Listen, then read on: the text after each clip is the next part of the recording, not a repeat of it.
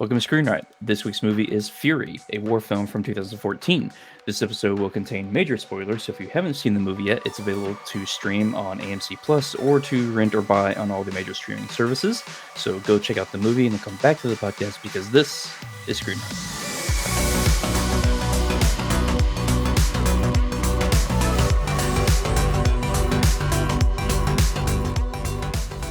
Hey everybody, and welcome to the show. I'm Justin, I'm one of your hosts, and alongside me are Eddie, Kyle, and John, and we all make up the Screen Riot podcast. If you're enjoying our podcast on YouTube, make sure you hit the like button below. That'll help us out tremendously. And like I said at the beginning, we're taking a look at Fury. It's rated R. It's has a runtime of 2 hours and 14 minutes, and it was directed by a man named David Ayer. And it's basically about Brad Pitt plays a grizzled tank commander in April of 1945 during World War II, and him and his compadres, yeah, sure. You get one Mexican guy in a tank. You got to say compadres. Hey, okay, I see how it is. One Mexican dude in a tank, and next thing you know, compadres on the Screen Riot show. I get it there. Yeah. But he's a tank commander, and he is leading a group of soldiers behind enemy lines into Nazi Germany, and craziness ensues, basically. Yeah, a lot of crazy shit happens. Yeah, so you make it sound like a rom-com, like it's Johnny Dangerously 2 Fury. Like that's not the case here, Justin. Like just to be clear, this tank goes through exactly. This tank goes through Nazi hideouts. It does actually. So this was my first time seeing this movie. I remember seeing the trailers come out back in 2013 to 2014. Didn't really think too much about it. It didn't really interest me. I don't know. I didn't think like the whole Brad Pitt as a Nazi hating soldier or whatever could top Inglourious Basterds. Inglourious Basterds, thank you. Yeah, that kind of thing, because that was about 2009 was Inglourious Basterds, right? Mm-hmm.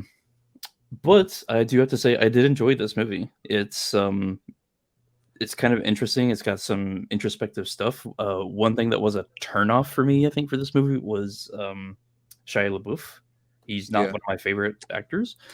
But I think he did a pretty good job in this, And I think, Eddie, you and I were talking about, and you said they keep him on screen like just enough that you go, oh, he doesn't go crazy, like spontaneously combust or something. And it's more that they keep him off screen just enough. Like they almost like we're like, okay, Shia, listen. Okay, first off, we understand your parents named you Shia. We're sorry. We need you to tone it down just a little bit. Okay, just hang out in the back of the tank. Be like this crazy religious zealot guy and shh otherwise. And he seemed to listen. He took direction very well. Or they just cut a shit ton of his stuff out and left it on the editing room floor. So either way, it works. I do have to say, it's no secret that I don't like Shia LaBeouf in anything. Yep. And I don't like him in this either. Fair enough. I don't like his acting. I don't like his stupid mustache he has. If you don't do that, you just touch your mustache. Don't fucking touch your mustache. Brady. Why does that bother you so much? much? Fool, I'll shoot you. I'll shoot you. I swear. Knock off the horse play.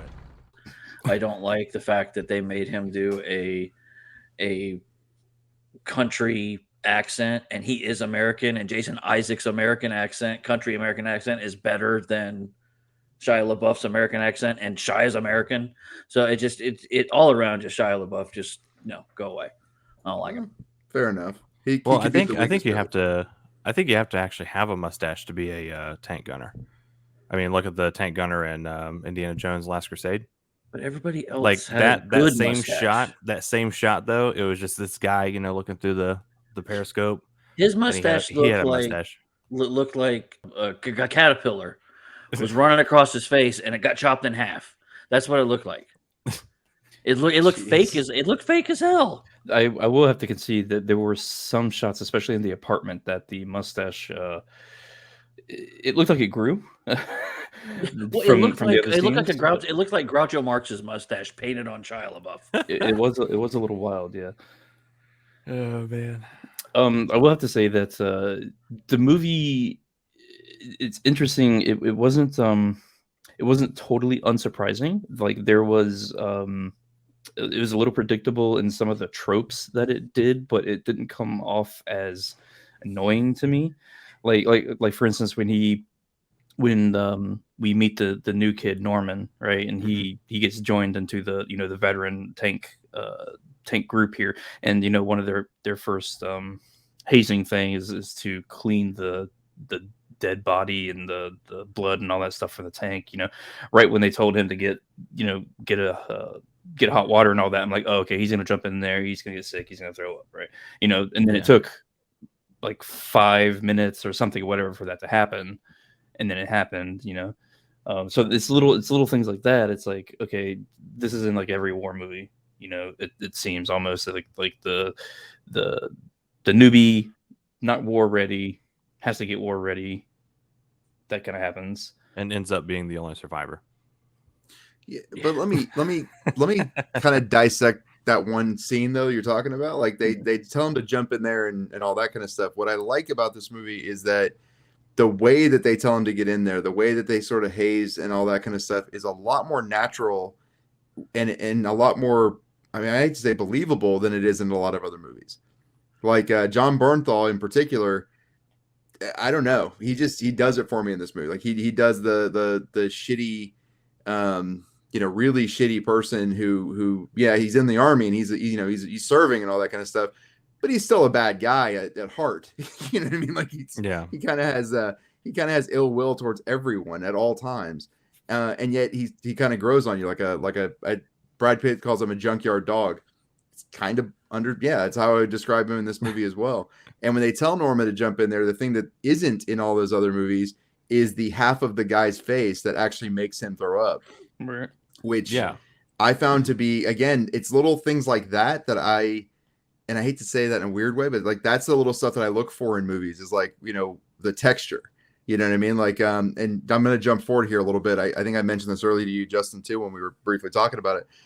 When the tank is rolling down that muddy road towards that city, they roll over like a dead body in the mud. I like that texture. I mean, we've seen tanks going through mud hundreds of times, right? Patton, the whole fucking movie was tanks going through mud, but we didn't see them rolling over bodies and like skeletons and all that kind of stuff. And that's, I don't know, that's the textural pieces that I like about this movie. That's the things that the little things that they don't even point it out in dialogue. It just happens. You know what I mean? Mm-hmm. Yeah, and when we were talking about that scene in particular, we were wondering if how accurate is this? Is any of this factual, true, whatever like that? So apparently that scene that you're talking about, where the tank runs over the body, that is inspired by an actual picture from World War II, where there's a tank that shows being run over a body. So they decided to put that in there. The other thing, since I'm on the subject of factual stuff, the very end where the big fight scene where they're stuck with their tank thing. So that event was actually a factual thing that happened. The guy actually survived. His name was Audie Murphy. And he survived. He came back to America, and James Cagney actually helped him get into the movie business. So he turned into an actor, and they made a movie based off of that scene, or that whole basically his biopic of the war. It's called To Hell and Back from 1955. I've actually heard of that movie. Yeah. Oh. So which I haven't seen it, but I've heard. I haven't either. Yeah. So I didn't kind of makes me want to. Yeah, I didn't realize it was based off of this somewhat, the same event as in Fury. Yeah, so it kind of makes me want to check that out, just to maybe see, the two, how the two compare or something like that. Well, and there was another scene too where the soldier was being walked through the POW camp. The Nazi soldier was being walked through, and he's being berated or whatever. You said that was also from a picture, right? They found a picture, and they found like similar height, similar weight, hair color, etc. of an actor to play this guy who's walking through a POW camp being berated by other American soldiers. I don't know. I like the little nods to it. I'm actually surprised this movie didn't do better, because I don't know anyone that liked it. Like, I don't know anyone that either saw it and or liked it. I don't know why. Like, it's really strange to me, because there's definitely enough meat there, and there's enough, like, Michael Pena, John Bernthal, Shia LaBeouf, but he's kind of popular with some people, and then Brad Pitt, not to mention Jason Isaacs. And and the list kind of goes on. It's really kind of surprising that it didn't do better. You know what I mean? Yeah. I mean, I actually really like this movie. Did you? Yeah, Okay. I'm a sucker for World War II movies, and especially movies that have a different take on war. Like, most are either in the air or marching across the field or something like that. But to be around a tank platoon or squadron or whatever they call them, tank group, it's actually kind of interesting to look at how battle tactics back then with tanks and like how they like the three tanks that were up against a Tiger, what strategies they took to do all that. And I'm assuming that the director in any type of World War II movie like this, they would do a lot of research and be like, okay, this is actually how we were trained to like take down a Tiger or how to interact with some conflict like that. But speaking of that scene though, like the shells, like the noise of the shells going through the like that was wild. Ting. Yeah, oh that my ting gosh. and whiz. Yeah.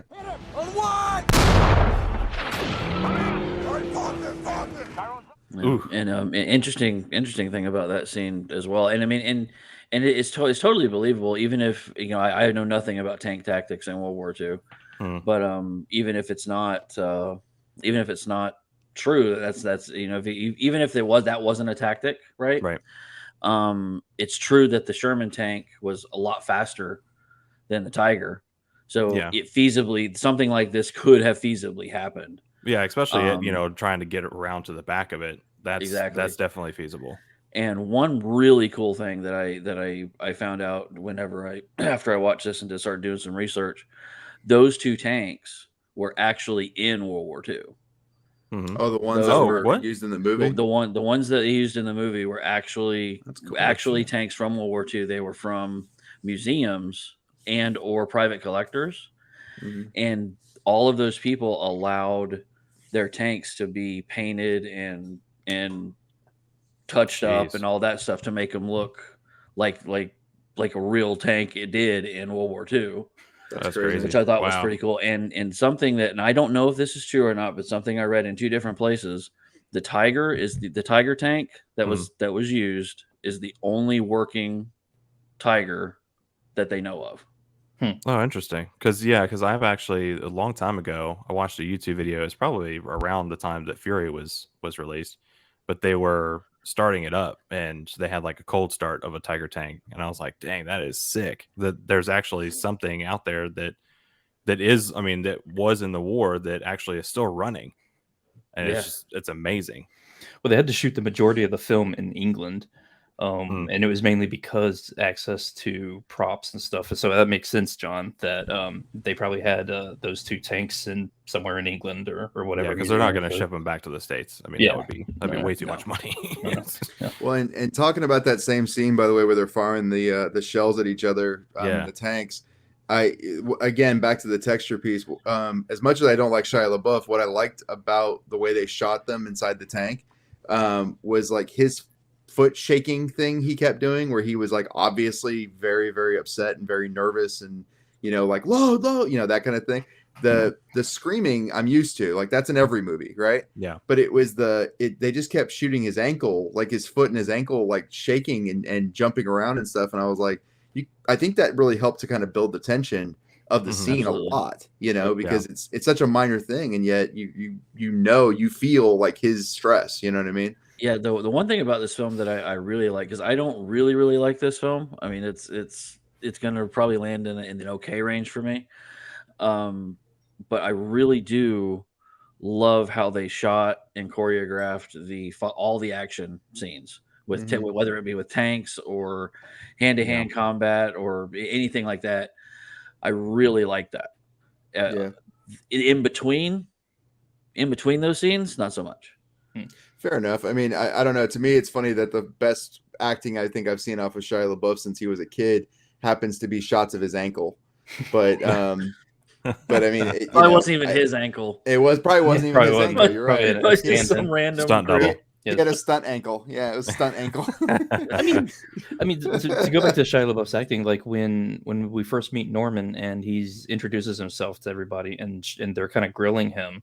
I like Shia LaBeouf's his reaction when he's talking about, I think the statement is something like, wait till you see what men can do to each other or whatever. Yes, like it's a hell of a line. Yeah, it's a good line, but his face just looks, I don't know, just it looks gone. It's almost like he's having a flashback. Just normal look, man. Wait until you see. See what? What a man can do to another man. He has no idea what the hell's going on. No, I didn't think that he did that bad of a job. I mean, I don't have a personal biased hatred towards him, so no, I can't really see that. In this movie, he's definitely better than he was in Transformers 2, 3, 6, 7, 9, 12. I'll give you that. I will give you that. And Indiana Jones, all that. This is probably his best movie that I've seen him in. Oh yeah, Indiana Jones is trash. I'll say that. But since he was a kid, greatest game ever played when he was like 14 or 15, he was still pretty good. You know what I mean? Like, that's a good movie. Even him in Holes. I mean, he didn't do bad as a kid actor. It's just as an adult actor. I never did see that movie. You never saw Holes? No. Oh, yeah, I did. Yeah, I missed the boat on that one. Spoiler alert: there's holes in it. Well, I've seen like as it's been on in the house, I've seen it, but I'm like, and I've heard the song or whatnot. But no, it's just 2 hours of Shia LaBeouf digging a hole. Well, one actor that I did kind of have a problem with, though, it was actually Norman. Yeah, he's kind of weak, isn't he?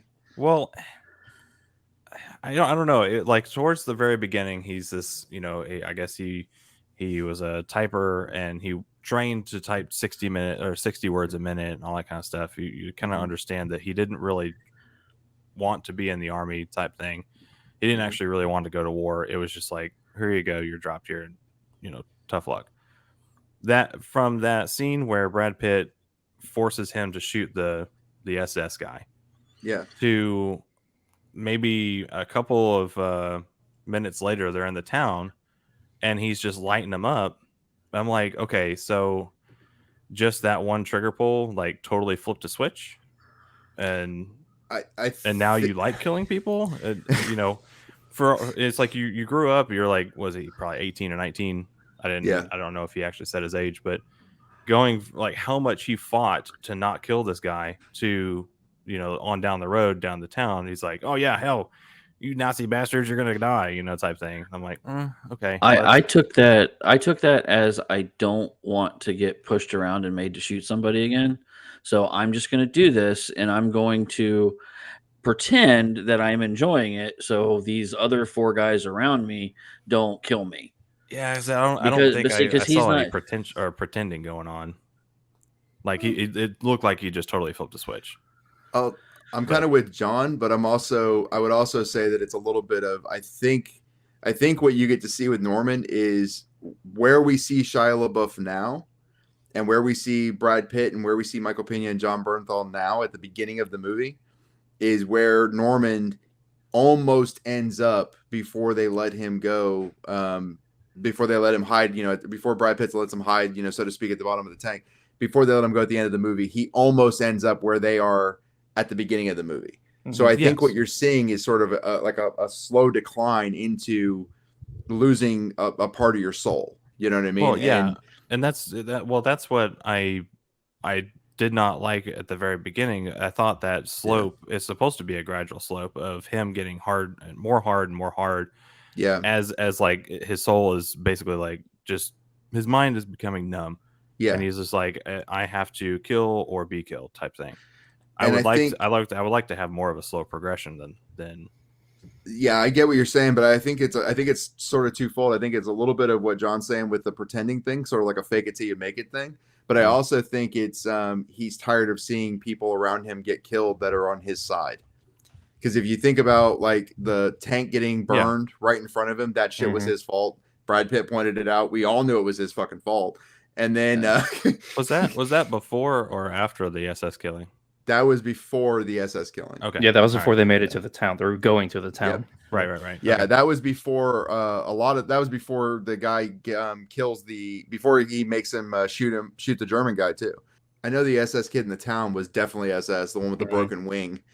He's like, hey, grab that little sumbitch there with the broken wing, that little cocksucker with the broken wing.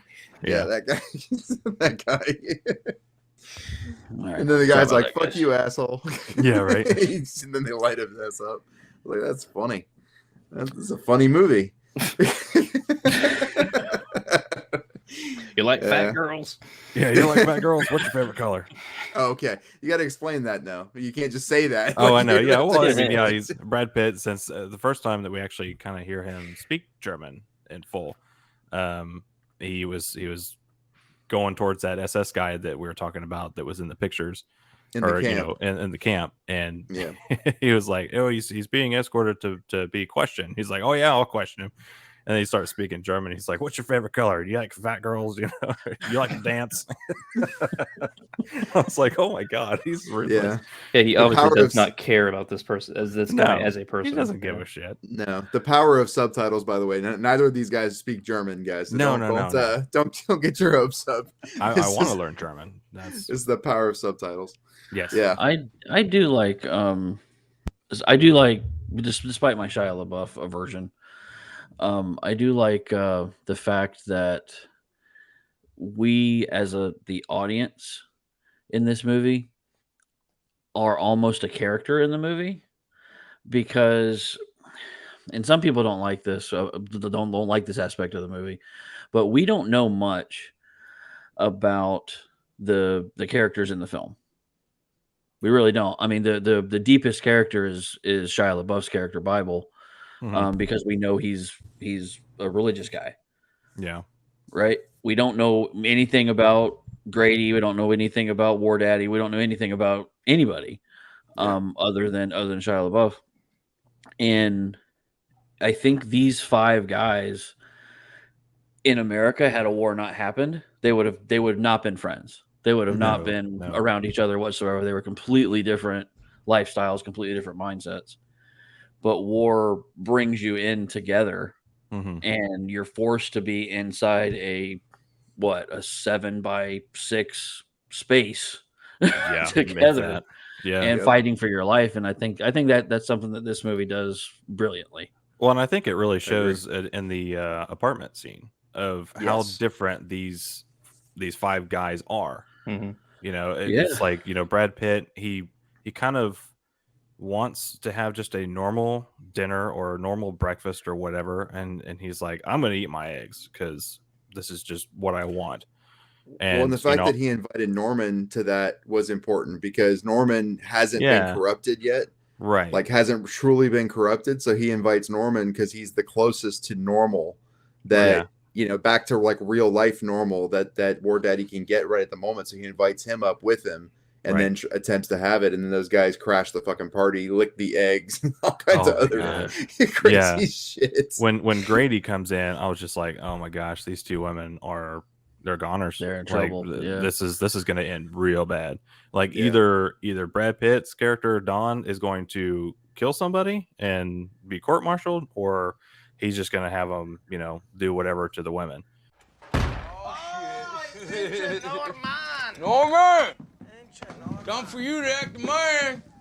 We got you fished up good. Now look, they special gal. She down there. She waiting on you. All you gotta do is come on down. She wide open. Just jump on in. Yeah, she looks a little bit like a whore, but what? And it's just like that was a very tense moment for a little bit, and then it kind of got boring. Like at the very end, you know, when they were leaving and everything, and it's just like, okay, you know, that's cool. Why did this happen, do you think? Well, I mean, we learn a lot about the characters during that scene.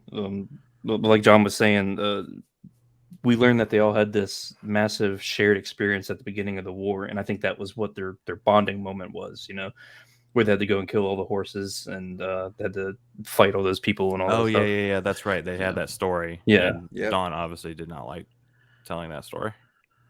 Yeah. Which I don't understand why. I guess it was just a very low moment in his life, and he doesn't want to relive it. See, I don't think Don likes war. I don't think he likes war at all. And anytime he can escape from it, like having that meal away from everything, he's going to do it, and he doesn't want to be reminded of it. Like I picture him, had he lived, I picture him going home and being one of those guys that just never talks about what he did in the war. Oh yeah, absolutely. Yeah. And would not go to any celebrations, wouldn't go to a parade, wouldn't go to anything. He's like, no, I'm not reliving that. Not happening. Yeah, but at the same time, though, he considers the tank his home, and it's almost like he when he makes the decision to basically he's gonna die during the last battle, because I think he just knows nothing but war. So it's like, what's he gonna go home to? Well, I think it's deeper than that slightly. I think that he makes the decision because he kind of knows he can't go back. Like those 4 guys, except for Norman, those 4 guys are truly corrupted. Like they're fucked. Like there's no going back to normalcy for them. Yeah, they wouldn't know what to do. Yeah. And I think that's what he sees. He's kind of like, this is where I die. Like I know it. I know this is where I die. Like there's no question, because I don't think he thinks he can go back to normalcy. He wants to, but then the anger, the bullshit, everything else that's inside of him, I don't think it's possible. Get your fighting position. Mount up. Fucking fighting positions when we ain't got a tank. How are we gonna fight? We got a cannon. No, that don't make sense. Stop! What are you doing?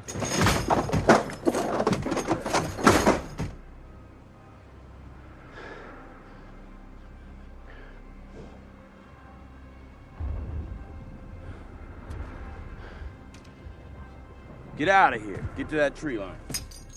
And I think at the beginning, even whenever he gets out of the tank and he's like, walks away and he goes between those 2 barrels or wherever the hell he was at and throws, like grabs his head and like, does this number, like makes deer antlers. He truly does, by the way. He does like this. He makes like deer antlers. It's a little. He's holding a cigarette with one hand, man. It was a little comical. He can't keep in the demons, man. He's keeping like, in the demons. Oh gosh. Anyway, when he does that, I think it's showing like he's rocked. Like there's no. I think slowly we see that like, he was rocked. Then he's got to destroy Norman, and at first he doesn't want to. He's like, "No, you are not," because he knows this guy's not corrupted. He doesn't want to be the one to corrupt him. He doesn't want to be the one to like drag down another person, but he has to. And then as he does that, I think it eats even more of his soul away than he probably thought could happen. Yeah, you know what I mean? Like it's a tragic fucking movie. it's very, very tragic. I think they hit a note that is not common amongst movies right now, to be honest. And that ending scene, like there are points where if you didn't know how the ending was going to play out, you thought, oh, these guys actually might have a chance. Because dun, dun, yeah, dun, dun, that's what I was getting at. It's like, the tank breaks down. The fool that tries to take my tank. Yeah, and then you've got the guys that were like, oh, screw this, I'm going. I'm not going to fight against a whole brigade of SS officers. The hell no.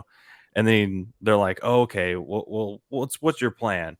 And then just like this cut scene of them carrying dead bodies around, getting everything placed. I just thought of the A-Team, theme song just starting to play, and I was like, this is great. They're once again together, and the team's there, and all that kind of stuff. But I really, really enjoyed that ending scene, though. That fight, major, very, very like huge battle between these. I don't know how many people, 300 strong. The guy, Norman said it must be around 200, 300 people. It had to have been, because I was actually shocked at how many people they killed. Yeah. Well, but you got to think they've got armor. The other guys didn't have any armor. They didn't have anything with them to really hide behind. So they got a shot just having a tank. Like we have a tank. Like that's a good start. You know what I mean? That's like a good what's start. Next? It'll deflect bullets, but my God, they had those anti-tank. I don't know. I forgot what they were called. It was Panzer that, but there's also bazookas. Yeah, they had the bazookas with the tank grenades in them. So yeah, it was. Yeah. And one went through Grady, which that was very shocking. I was just like, holy shit! There's a lot of scenes in here that took me by surprise. They had a Patriot scene where the shell goes right through a guy's head, and I'm like, whoa, okay, it took it completely off. We're serious. Yeah, you know, that was awesome. when you have decapitations going on, you're like, oh, okay, this is awesome. I think at its heart though, it's a character drama, and that's like that one scene with the tiger and the 3 Sherman tanks. Yeah. The guy, not the good-looking guy who kind of looks like a knockoff of Brad Pitt, and not Brad Pitt, the other guy, the heavy-set guy. Yeah.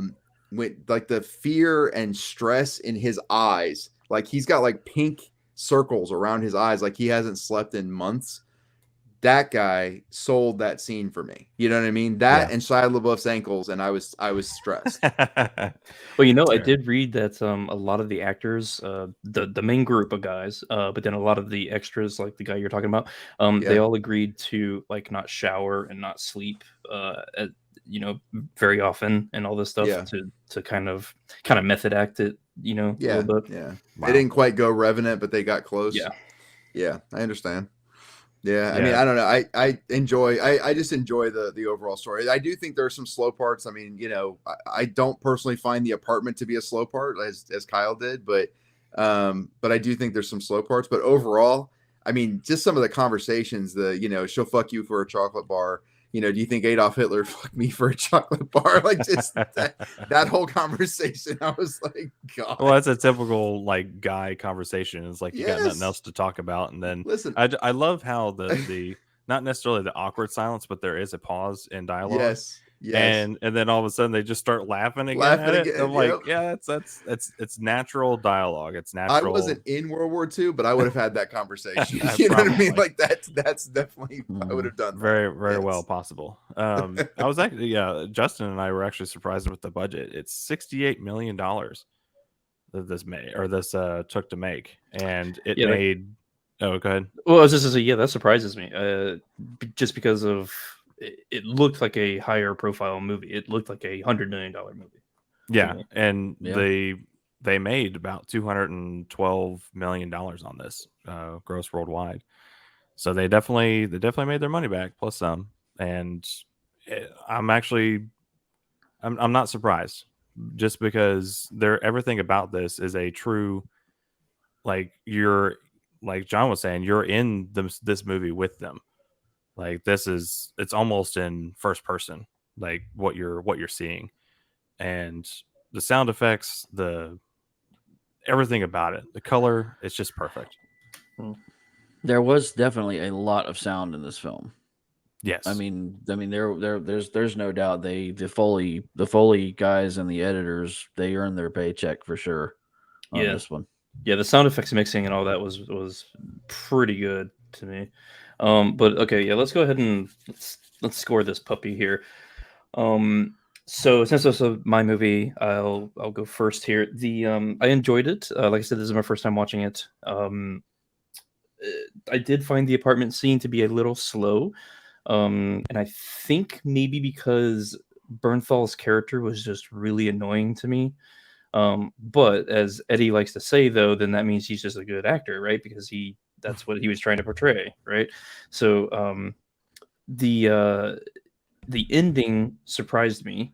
I thought it was going to be a total feel-good movie. You know, like I had a feeling that all of these, maybe one will not make it. You know, I did not foresee Norman being the only one making, you know, spoiler alert and all that. Yeah.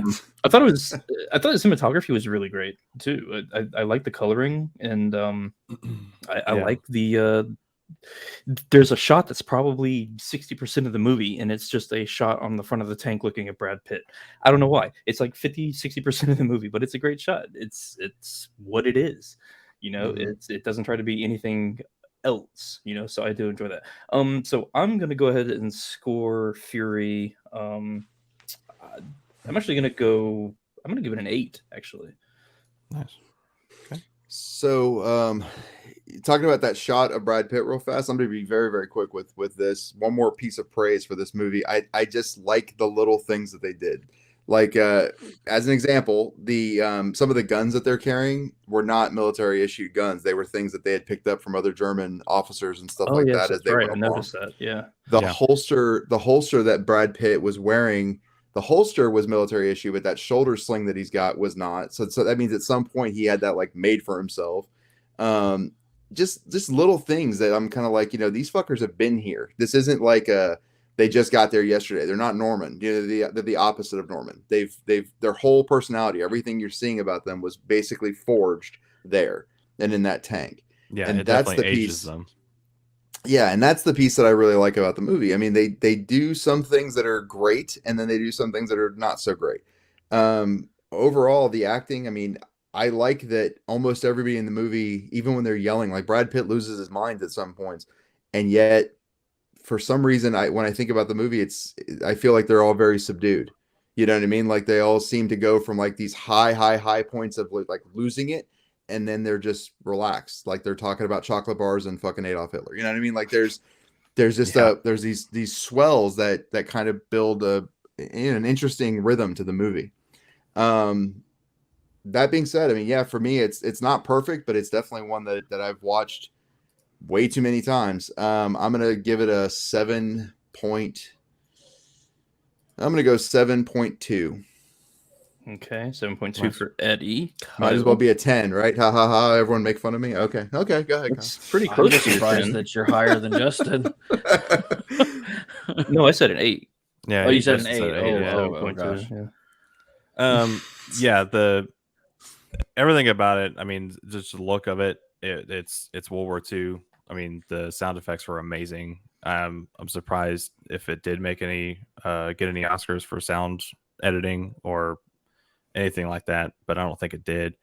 The music in it, I usually try to listen to some music. I didn't really hear too much about it, but knowing the cinematographer Stephen Price, he did the score for Gravity, and it's very subtle, but it kind of blends in with the movie. It doesn't like stick out, so I kind of like that in a way in scores, something that carries along the film instead of just being separate from the film, trying to be added to it.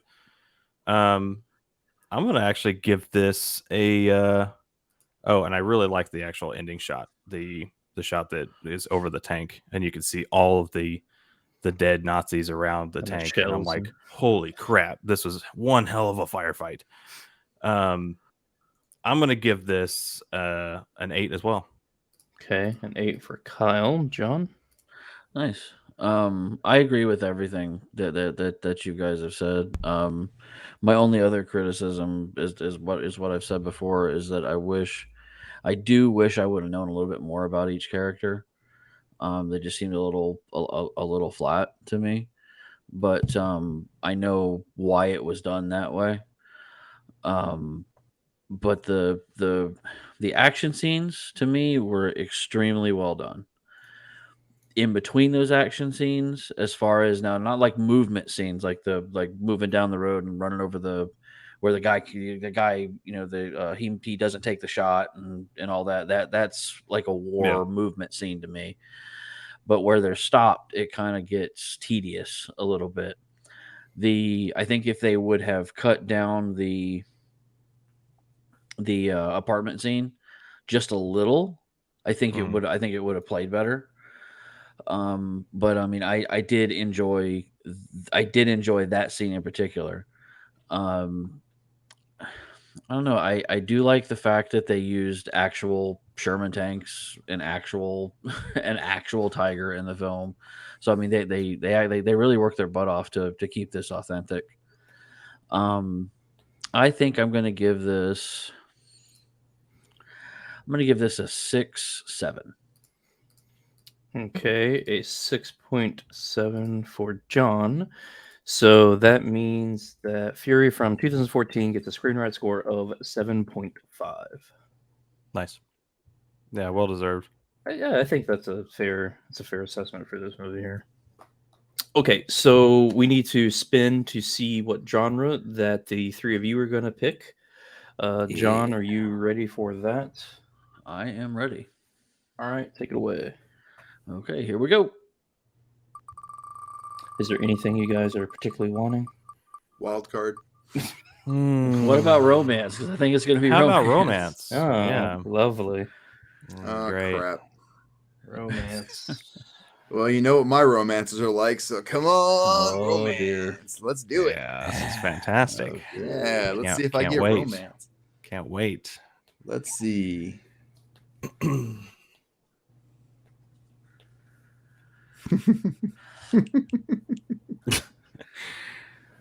right. All giddy over there. Yeah, really. Are you looking through your romances? And yeah, I got a few. Okay. Got any zombie horror action romances? Kind of. Okay. Ready all right, John. Yeah, let's go ahead and spin for who's gonna have to pick a romance. All right, here we go. Where it stops, no one. Damn it. You guys are saved this time. I'm kind of glad it wasn't me. Because I've had my shot at romance. And okay, Emmanuel goes to space. He's off the list, I guess. Wow. Emmanuel goes to space. Is that a real movie? I don't know. It sounds awesome. Emmanuel's a real movie, yes. Yeah, you remember the Emmanuel series from HBO? No. At night? No. It's a thing. Look it up, Justin. I was too busy watching Taxi Cab Confessions in the 90s. Same thought. Same idea.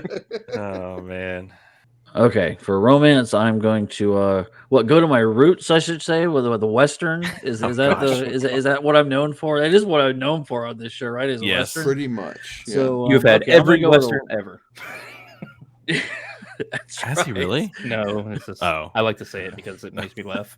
Because it's true. But I'm going to insert Western here. We didn't land on the Western category, but it's a romantic Western. Going all the way back to 2021. Whoa. Right? It's rated R, and it's called The Power of the Dog. It's about a charismatic rancher, Phil Burbank, inspires fear and awe in those around him. When his brother brings home a new wife and her son, Phil torments them until he finds himself exposed to the possibility of love. Wow. Okay.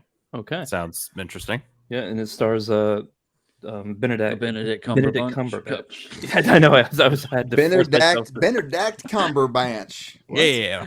We got our Western twangs going on. Yeah, I was just trying to get into the Western mood. That's all. Jesus. It's got him. It's got Kirsten Dunst and Jesse Plemons. Yeah, Jesse Plemons. That's as our fans who watch the show know, we nicknamed him Budget Matt Damon.